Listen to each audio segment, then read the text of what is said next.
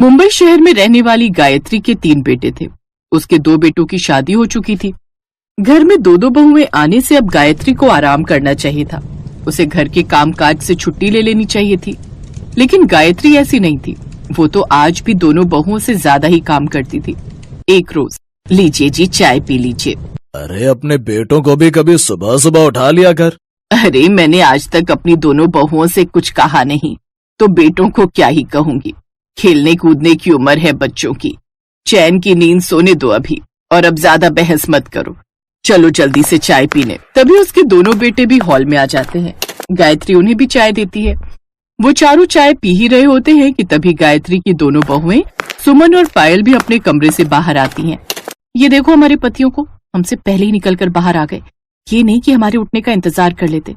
और क्या, अब सबको यही लगेगा कि घर की बहुएं हैं और सबसे आखिर में यही उठ रही हैं। दोनों चुपके से रसोई में जाती हैं और फिर सास की बनाकर रखी हुई चाय पीने लगती हैं। कुछ देर बाद फ्रेश होकर वो रसोई में पहुंचती है। शादी से पहले क्या क्या सोचा था कि एक अमीर पति से शादी करूंगी जिसके पास खूब सारे पैसे हो और उसके घर में नौकर चाकर हो ताकि मुझे कोई काम न करना पड़े। सच कहती है तू, रोज की ये 2-2 सब्जियां बना करना मैं भी थक गई हूँ। लेकिन अब बस, अब हम भी थोड़ा आराम लेंगे। अब जिस परिवार में नाश्ते में 2-2 सब्जियां बनती थी, वहाँ अब एक ही सब्जी बनती है। अरे ये क्या, आज एक ही सब्जी? अब हाँ, वो क्या है ना, आज हम दोनों की तबीयत कुछ ठीक नहीं थी। ओह अच्छा, कोई बात नहीं। अगर तबीयत ठीक नहीं थी तो पहले कह देती, हम बाहर से खाना मंगवा लेते। अरे लेकिन माँ जी और बाबूजी बाहर का खाते नहीं है ना। चूल्हा तो हमें फिर भी जलाना ही था। हमें क्या, हमें तो काम करना ही है। इस तरह से अब दोनों बहुएं काम से बचने का तरीका ढूंढने लगती हैं। उधर बेचारी गायत्री कपड़े धोकर बाल्टी में रख देती है और अपनी बड़ी बहू सुमन से कहती है, बड़ी बहू कपड़े धोकर रख दिए हैं, जा इन्हें जाकर छत पर सुखा। वो क्या है ना, मेरे बस की नहीं है बाल्टी ऊपर तक लेकर जाना। सुबह का पूरा नाश्ता मैंने ही बनाया माँ जी, कुछ काम तो आप अपनी मछली बहू पर भी डालिए। तभी पायल वहाँ आती है और आंख मारते हुए कहती है, हाँ हाँ, सारा काम तो जेठानी जी ही करती है ना, मैं तो कुछ करती ही नहीं। अब जब कुछ काम न करने का स्टैंप लग ही गया है तो अब कोई एक तिनका भी उठाने को बोल दे मुझे। हाँ तो मैं भी कोई काम वाली बाई नहीं हूँ, मैं भी बहू हूँ इस घर की।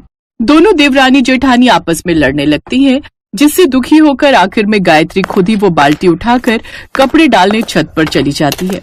फिर दोनों देवरानी जेठानी ताली मारते हुए एक दूसरे से कहती हैं, वाह मान गए, वाह मान गए आपको भाभी, क्या आइडिया ढूंढा है आपने। अब तो इस तरह हम हर काम के लिए लड़ा करेंगे ताकि फिर हमें कुछ भी न करना पड़े। इस तरह वो दोनों काम से बचने के लिए आए दिन लड़ती रहती और फिर थक हार कर काम गायत्री को ही करना पड़ता। लेकिन कहते हैं ना, खाली दिमाग शैतान का घर। ऐसा ही अब उन दोनों के साथ भी होने लगा।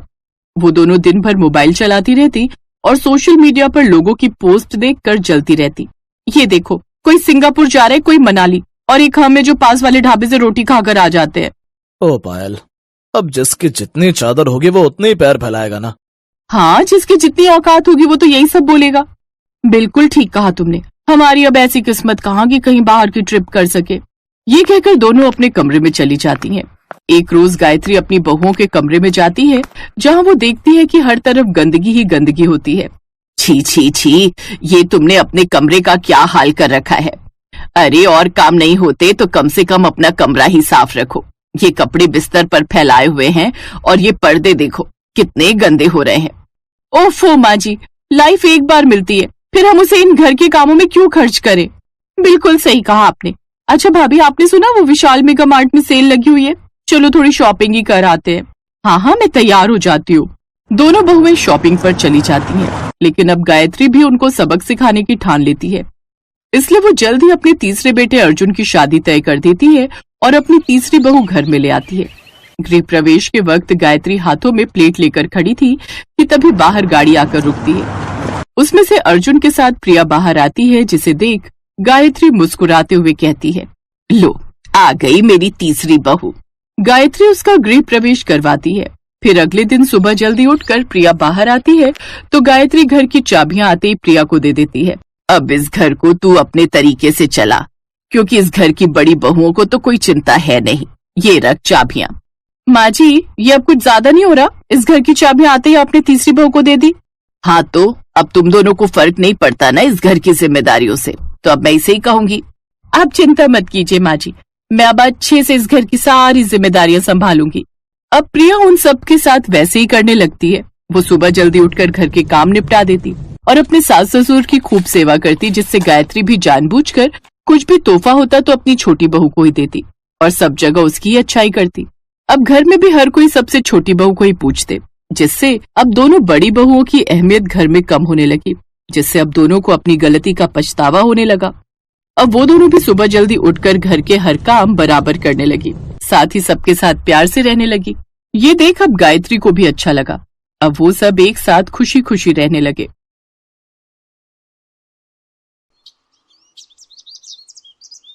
माँ जी, बहुत बढ़िया क्रीम है। आप एक बार लगाओगी तो आपके चेहरे की सारी झुर्रियां कुछ ही दिनों में गायब हो जाएंगी। अच्छा, फिर तो एक नहीं 2 क्रीम दे दे। वैसे कितने पैसे हुए? माँ जी, मात्र 315 रुपए। ये दोनों एंटी एजिंग क्रीम है। अच्छा रुको, मैं देती हूँ। अरे, मेरे बटुए में सिर्फ 300 रुपए ही हैं। अब क्या करूं? मेरा घर बस थोड़ी दूर ही है। मैं फिर क्रीम बाद में ले जाऊंगी। अभी तो मुझे बाकी का सामान दे दो। 1 सेकेंड, ये लो 15 रुपए। पर बेटी, मैं तो तुम्हें जानती भी नहीं हूं और तुम मुझे बिना जाने पैसे दे रही हो। अभी जान लीजिए आंटी जी, वैसे मेरा नाम स्वीटी है। टेंशन मत लीजिए। वो तो मैं आपको देख रही थी कि आपको क्रीम पसंद आई है, इसलिए सिर्फ 15 रुपए की तो बात है। आप मुझे बाद में दे दीजिएगा। जीती रहो बेटी। वैसे तुम कहाँ रहती हो? तुमसे फिर मुलाकात करनी हो तो कैसे करूं? तुम्हारे पैसे भी तो देने हैं। रुकिए आंटी जी, मैं आपको अपना फोन नंबर देती हूँ। आप मुझे फोन पर अपना घर का एड्रेस दे दीजिएगा, मैं आ जाऊंगी। इसी बहाने आपसे मिलना भी हो जाएगा। हाँ, ये ठीक रहेगा। लिख लो तुम मेरा नंबर। सुमित्रा पास में ही एक मोहल्ले में अपने बेटा और बहू वर्षा के साथ रहती है। सुमित्रा की बहू वर्षा एक गरीब घर से आई है, इसलिए सुमित्रा अपनी बहू वर्षा को पसंद नहीं करती। वो अपने बेटे की दूसरी शादी करना चाहती है, इसलिए वो एक अमीर घर की लड़की ढूंढ रही है। वर्षा ने तलाक देने से मना कर दिया। वो बहुत ही सीधी सादी है और गरीब परिवार की है। इस कारण उसने अपने सास को कह दिया कि अगर वो दूसरी शादी करना चाहती है तो कर सकती है। उसे तो बस अपने पति के घर में रहना है, चाहे जैसे मर्जी रहे। उसकी मजबूरी है कि वो उस घर को छोड़कर नहीं जा सकती। इस घर के सिवा वो आखिर कहाँ जाएगी? इसी मजबूरी में वो अपने दिन काट रही है। वर्षा, ओ वर्षा, मेरी मेहमान आने ही वाली होगी। जल्दी से गरम गरम पनीर और आलू के पकौड़े तैयार कर। माँ जी, कौन आने वाला है? फोन तो किसी का नहीं आया। है कोई? तुझे क्या मतलब? तुझे जितना कहा है उतना कर।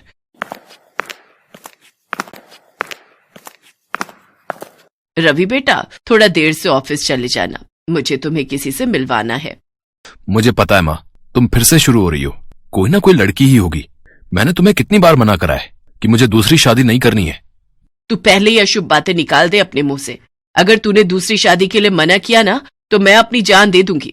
तू अपनी माँ को चाहता है या नहीं? अभी सुमित्रा बात कर ही रही थी कि तभी स्वीटी आ जाती है। नमस्ते आंटी जी, कैसे हैं आप?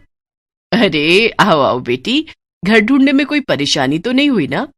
नहीं नहीं आंटी जी, मैंने अपनी गाड़ी बाहर गेट के पास ही पार्क की है, तो कोई परेशानी तो नहीं है ना? अरे नहीं नहीं, परेशानी की क्या बात है। आओ बैठो। रवि बेटा, ये स्वीटी है, बहुत ही प्यारी बच्ची है। सुमित्रा स्वीटी के साथ बहुत मीठी मीठी बातें करती है। ऐसे ही अक्सर सुमित्रा स्वीटी को घर बुला लिया करती थी या फिर रवि के साथ उसके घर मिलकर आ जाती थी। रवि मजबूर था। अगर वो इन सब के लिए मना करता तो सुमित्रा अपने आप को कुछ कर लेती। सुनो, मैं यही कहूंगी, अगर माँ जी को कुछ हो गया तो हम दोनों जिम्मेदार होंगे। आप स्वीटी से शादी के लिए हाँ कर दो, माँ जी अपने आप ही स्वीटी से बात कर लेंगी। स्वीटी भी इस शादी के लिए जल्दी ही हाँ कह देती है। आंटी जी, मैं जानती हूँ आप वर्षा के घर में रहने से खुश नहीं हो, पर आप चिंता मत करो, मेरे पास बहुत पैसा है। हम दोनों खूब ऐशो आराम से रहेंगे, खूब मजे करेंगे, पर एक शर्त पर। अब से तुम मुझे आंटी जी नहीं माँ जी कहोगी। रवि और स्वीटी की शादी हो जाती है और सुमित्रा अपनी बहू वर्षा के लिए सौतन ले आती है। जैसा सुमित्रा ने सोचा था वैसा बिल्कुल भी नहीं हुआ। स्वीटी ने तो आते से ही अपने रंग दिखाने शुरू कर दिए। अरे, ये घर अभी तक गंदा क्यों पड़ा है? क्या यहाँ पर कोई काम वाली नहीं है? नहीं स्वीटी, घर की साफ सफाई का सारा काम मैं खुद ही करती हूँ। तो माँ जी अब तक क्या कर रही हैं? मेरी सहेलियां किटी पार्टी के लिए आने ही वाली होंगी। माँ जी को कहो वो तुम्हारा काम में हाथ बटाए ताकि काम जल्दी हो सके। पर स्वीटी, मैंने माँ जी से कभी कोई काम नहीं करवाया। उनकी उम्र तो देखो, वो इस उम्र में घर का काम कैसे कर सकती हैं? तुम चिंता मत करो, मैं अकेले ही कर दूंगी। तो क्या आराम से बैठकर रोटियां तोड़ने के लिए है वो? मैं उन्हें कभी बुलाती हूँ। माँ जी, ओ माँ जी।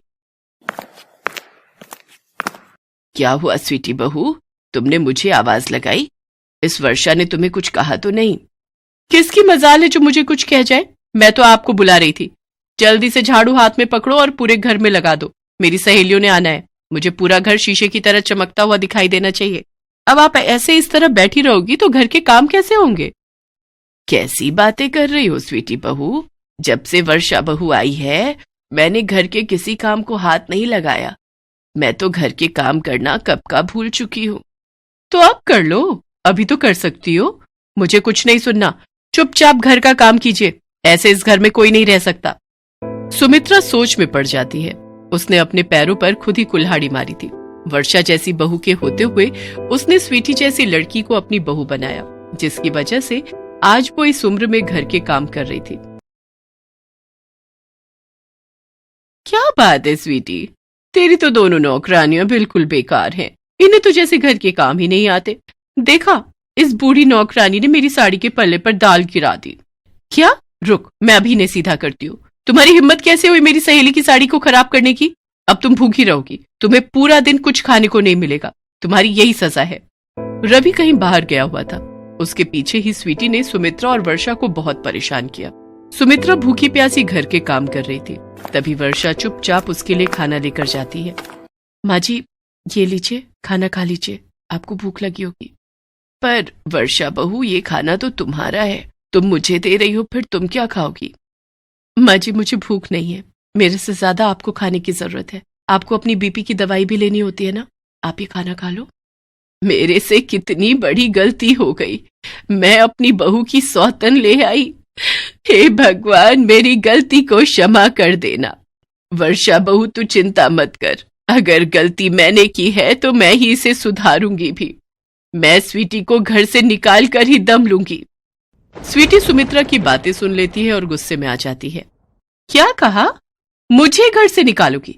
मैं तुम दोनों को ही इस घर से निकालकर बाहर फेंक दूंगी। ये घर मेरा है। अब से यहाँ मैं और रवि रहेंगे। हम दोनों पति पत्नी के सिवा यहाँ कोई नहीं रहेगा। निकलो यहाँ से दोनों बाहर। इससे पहले कि रवि आए, मैं तुम्हारी शक्ल तक नहीं देखना चाहती। निकलो बाहर, निकलो। तभी रवि आ जाता है। उसके साथ पुलिस भी थी। मिस्टर रवि, आपने सही समय पर हमें इस लड़की के बारे में खबर दे दी, वरना आपका पूरा परिवार जो है ना, खतरे में आ सकता था। माँ, इस लड़की का नाम स्वीटी नहीं, चांदनी है। आज सुबह मैंने एक अखबार में इसके बारे में पढ़ा। ये एक चोर है। आप दोनों को घर से बाहर निकालकर ये यहाँ अकेली रहना चाहती थी, ताकि ये इस घर को अपने नाम करके सब रुपया पैसा बटोर कर यहाँ से रफू चक्कर हो जाए। और आज जो इसकी सहेलियां आई थी ना, वो भी चोर हैं। उन्हें भी पुलिस ने अपनी हिरासत में ले लिया है। ये पूरा एक गैंग है जो रुपया पैसा जायदाद अपने नाम करके रफू चक्कर हो जाते हैं। वरना खुद ही सोचो, कोई अनजान लड़की आपको क्रीम के लिए पैसे क्यों देगी और एकदम से दूसरी शादी के लिए कोई हाँ क्यों करेगा? माँ, तुमने बहुत बड़ी गलती कर दी। वो तो अच्छा हुआ कि मेरी और स्वीटी की शादी लीगल नहीं है और पुलिस के पास इसका रिकॉर्ड है, वरना तुम्हारी इस गलती की वजह से मैं भी जेल जा सकता था। मुझे माफ कर दे रवि बेटा।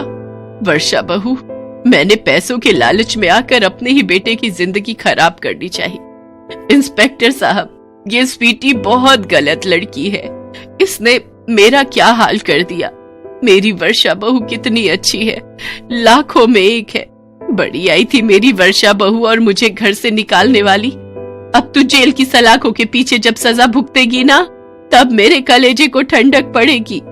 सुमित्रा को अपनी गलती का एहसास हो जाता है और वो अपने बेटा बहू को गले से लगा लेती है। स्वीटी और उसके साथियों को जेल हो जाती है।